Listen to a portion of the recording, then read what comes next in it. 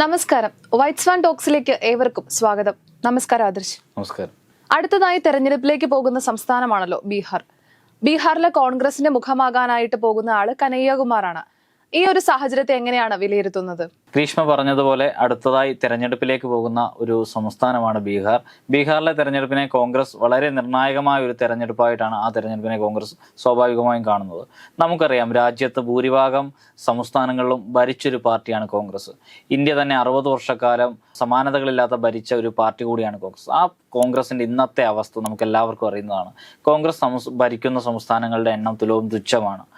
ഭൂരിഭാഗം സംസ്ഥാനങ്ങളും BJP ഭരിക്കുന്നു. അതേപോലെ രാജ്യത്ത് തുടർഭരണം മൂന്നാം തവണയും BJPയുടെ മോദി നേതൃത്വം നൽകുന്ന ഒരു ഭരണകൂടമാണ് രാജ്യത്ത് അധികാരത്തിലുള്ളത്. അങ്ങനെയുള്ളൊരു സാഹചര്യത്തിൽ ബീഹാറിനെ ഏതെങ്കിലും തരത്തിൽ ബീഹാറിലേക്ക് അധികാരത്തിലേക്ക് വരിക എന്നുള്ളത് കോൺഗ്രസിനെ സംബന്ധിച്ച് വളരെയധികം നിർണായകമായ ഒരു കാര്യമാണ്. കോൺഗ്രസിന് ഒറ്റയ്ക്ക് അത് സാധ്യമല്ലെങ്കിലും സഖ്യകക്ഷികളുമായി ചേർന്ന് അധികാരത്തിലെത്തുവാൻ കോൺഗ്രസിന് കഴിയുമെന്ന് അവർ കരുതുകയും ചെയ്യുന്നുണ്ട്. ദേശീയ നേതൃത്വം തന്നെയാണ് ബീഹാറിലെ കാര്യങ്ങൾ ഏകോപിപ്പിക്കുകയും ചെയ്യുന്നത്. ആ ഇടത്തേക്കാണ് കനയ്യ നമുക്കറിയാം, ഒരു യുവ നേതാവാണ്. ജനങ്ങൾക്കിടയിൽ വലിയ തോതിൽ സ്വീകാര്യതയുള്ള, ജനങ്ങൾക്ക് അത്രമേൽ ഇഷ്ടപ്പെടുവാൻ സാധ്യതകളുള്ള ഒരു നേതാവാണ് കനയ്യ. സ്വാഭാവികമായി എല്ലാ വിഭാഗം ജനങ്ങളുമായിട്ടും വളരെ സിമ്പിളായിട്ട് രാഷ്ട്രീയമാകട്ടെ, വികസനമാകട്ടെ, മറ്റ് ജനങ്ങൾ നേരിടുന്ന പ്രശ്നങ്ങളൊക്കെ ആവട്ടെ കൃത്യമായിട്ട് ചർച്ച ചെയ്യാൻ കരുത്തുള്ള, കാമ്പുള്ള ഒരു നേതാവാണ് കനയ്യയെ മുന്നിൽ നിർത്തുമ്പോൾ, അല്ലെ കനയ്യയ്ക്ക് അത്തരമൊരു നിയോഗം കോൺഗ്രസ് നൽകുമ്പോൾ അതിൽ പാർട്ടിക്കുള്ള പ്രതീക്ഷകൾ വളരെ വലുതാണ്.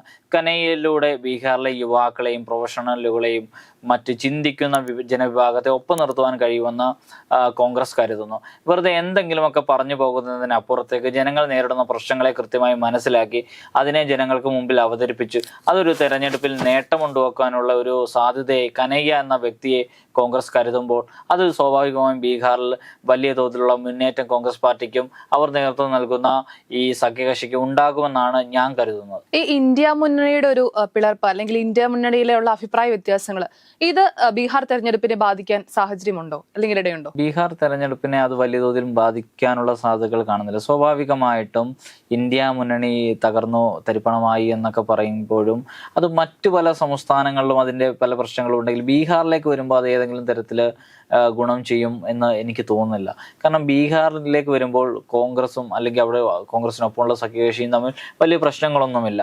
അവരെല്ലാം തന്നെ നല്ല ഐക്യത്തിലാണ് പോകുന്നത്. മാത്രമല്ല, ബീഹാറിലെ തെരഞ്ഞെടുപ്പ് ഫലത്തെ അല്ലെങ്കിൽ ബീഹാറിലെ തെരഞ്ഞെടുപ്പ് പ്രവർത്തനങ്ങളെല്ലാം കൂട്ടായും ഒരു പ്രവർത്തനങ്ങളൊക്കെ ഇന്ത്യ മുന്നണിയുടെ അവിടുത്തെ സഖ്യകക്ഷികൾക്കിടയിൽ നല്ല തോതിൽ കാണുകയും ചെയ്യുന്നുണ്ട്. അത്തരത്തിലൊരു ഇന്ത്യ മുന്നണിയിൽ ഏതെങ്കിലുമൊക്കെ പ്രശ്നങ്ങൾ അവിടെ ഏതെങ്കിലും തരത്തിൽ പ്രതിഫലിക്കുമെന്ന് എന്നാൽ BJPയിലേക്ക് വരുമ്പോൾ BJPയും BJPയുടെ സഖ്യകക്ഷികളൊക്കെ തമ്മിൽ അവിടെ വലിയ പ്രശ്നങ്ങളുണ്ട്, കടുത്ത എതിർപ്പുകളും കാര്യങ്ങളും. അപ്പൊ അത്തരം ഒരു സാഹചര്യത്തിൽ നടക്കുന്ന ഒരു തെരഞ്ഞെടുപ്പിൽ സ്വാഭാവികമായിട്ടും ഇന്ത്യ മുന്നണി അല്ലെങ്കിൽ കോൺഗ്രസ് നേതൃത്വം നൽകുന്ന ഒരു സഖ്യകക്ഷി വിജയിച്ചു വരാനുള്ള സാധ്യതയാണുള്ളത്. ബീഹാർ തെരഞ്ഞെടുപ്പിന് ശേഷം കോൺഗ്രസ് നേതൃത്വം തീരുമാനിക്കുകയാണ് കനയ്യകുമാറിനെ കേരളത്തിൽ അവതരിപ്പിക്കാം, അല്ലെങ്കിൽ കേരളത്തിലേക്ക് കനയ്യകുമാർ എന്നൊരു ആശയം പറയുകയാണെങ്കിൽ കനയ്യകുമാറിന്റെ കേരളത്തിലേക്കുള്ള സാധ്യതകൾ ഏതെല്ലാം തരത്തിലാണ്? നമ്മൾ കഴിഞ്ഞ ദിവസങ്ങളിൽ പല മാധ്യമങ്ങളും ഗ്രീഷ്മി പറഞ്ഞ കാര്യം റിപ്പോർട്ട് ചെയ്തതാണ്.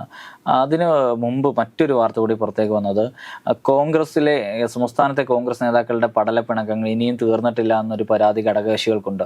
മുസ്ലിം ലീഗ് ഉൾപ്പെടെയുള്ള ഘടകകക്ഷികൾ അത് കോൺഗ്രസ് ഹൈക്കമാൻഡിനെ അറിയിക്കുകയും ചെയ്തു.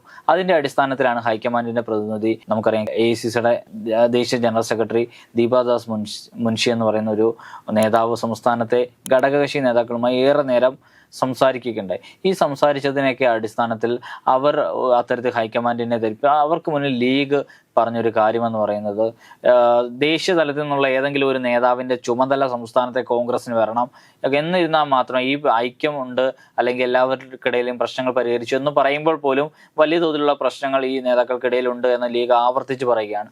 അങ്ങനെ ഒരു ഘട്ടത്തിലാണ് ഒരു ദേശീയ നേതാവിൻ്റെ ചുമതല, ഒട്ടേറെ നമുക്കറിയാം ഏത് തെരഞ്ഞെടുപ്പ് വരുമ്പോൾ ദേശീയ നിരീക്ഷകരൊക്കെ സംസ്ഥാനത്തേക്ക് കടന്നു വരാറുണ്ട്, അതിനൊക്കെ അപ്പുറത്തേക്ക് ഒരു നേതാവിലേക്ക് മുഴുവൻ ചാലക ശക്തിയും എത്തിക്കണമെന്നൊരു നിർദ്ദേശം ഘടകകക്ഷികൾ പറയുമ്പോൾ അതിനകത്ത് എന്തെങ്കിലും കഴമ്പുണ്ടെന്ന് കോൺഗ്രസ് ദേശീയ നേതൃത്വം മനസ്സിലാക്കുകയും ചെയ്യുന്നു.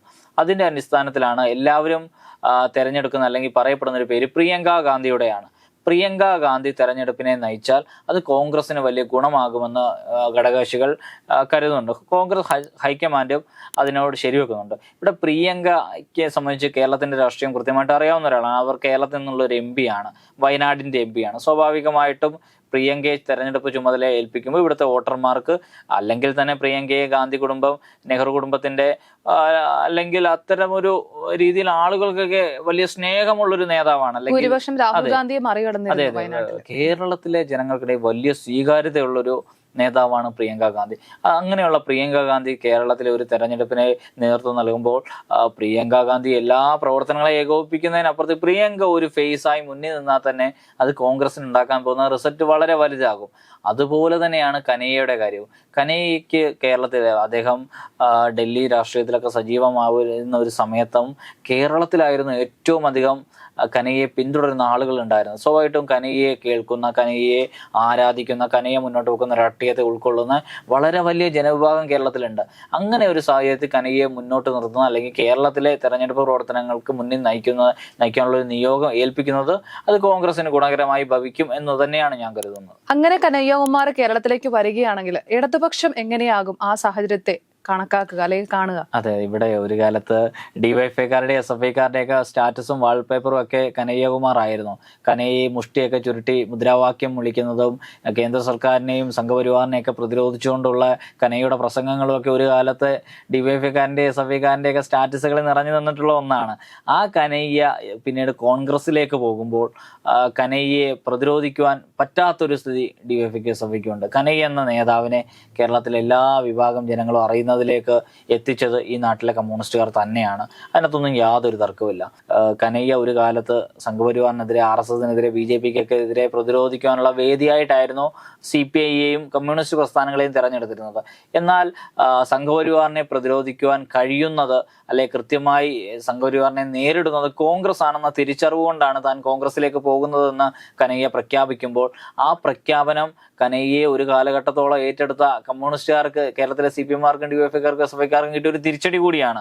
കാരണം അവർ സംഘപരിവാർ വിരുദ്ധ രാഷ്ട്രീയത്തിന്റെ ഐക്യനായി ചേർത്ത് പിടിച്ച ഒരു യുവ നേതാവ്, അദ്ദേഹം ആ രാഷ്ട്രീയം ഉപേക്ഷിച്ച് കോൺഗ്രസിലേക്ക് പോകുമ്പോൾ കോൺഗ്രസ് ആണ് ശരിയെന്ന് കനയ്യ പറയുമ്പോൾ സംഘപരിവാറിനെ പ്രതിരോധിക്കുന്നത് കോൺഗ്രസ് തന്നെയാണെന്ന് കേരളത്തിലെ സഖാക്കൾക്കും പറയേണ്ടി വരുന്നുണ്ട്, അല്ലെങ്കിൽ അത്തരത്തിൽ മനസ്സിലാക്കേണ്ടി വരുന്നുണ്ട്. അതൊരു ചെറിയ കാര്യമല്ല. കനയ്യയെ വല്ലാണ്ട് പ്രതിരോധിക്കുവാൻ കേരളത്തിലെ CPMനും മറ്റ് പോഷക സംഘടനകൾക്കും കഴിയില്ല. അങ്ങനെ വരുമ്പോൾ സ്വാഭാവികമായിട്ടും എന്താണ് ചെയ്യാൻ കഴിയുക? കനയ്യയെ അവഗണിച്ചു വിടുക എന്നാണ്. പക്ഷെ അപ്പോഴും ഒരു കാലഘട്ടത്തോളം CPMകാരും CPIക്കാരും DYFIക്കാരും AYFകാരും ഒക്കെ ഉയർത്തിക്കാട്ടി അവരുടെ പ്രിയപ്പെട്ട നേതാവിനെ വല്ലാണ്ട് അവഗണിക്കുമ്പോഴും കേരളത്തിലെ ജനങ്ങൾക്കിടയിൽ അദ്ദേഹം സ്വീകാര്യനാണ്. അങ്ങനെ അവഗണിച്ചത് കൊണ്ടൊന്നും കനയ്യയുടെ ജനപിന്തുണയും ജനങ്ങൾക്കിടയിലുള്ള സ്വീകാര്യത ഇല്ലാതാകുമെന്ന് ഞാൻ ഒരിക്കലും കരുതുന്നില്ല. കനയ്യകുമാർ കേരളത്തിലേക്ക് വരുന്നതിനെ തള്ളിക്കളയാനാകില്ല. അങ്ങനെ വന്നാൽ ഇടതുപക്ഷം എങ്ങനെയാകും കനയ്യയെ പ്രതിരോധിക്കുക എന്നത് കാത്തിരുന്ന് കാണാം.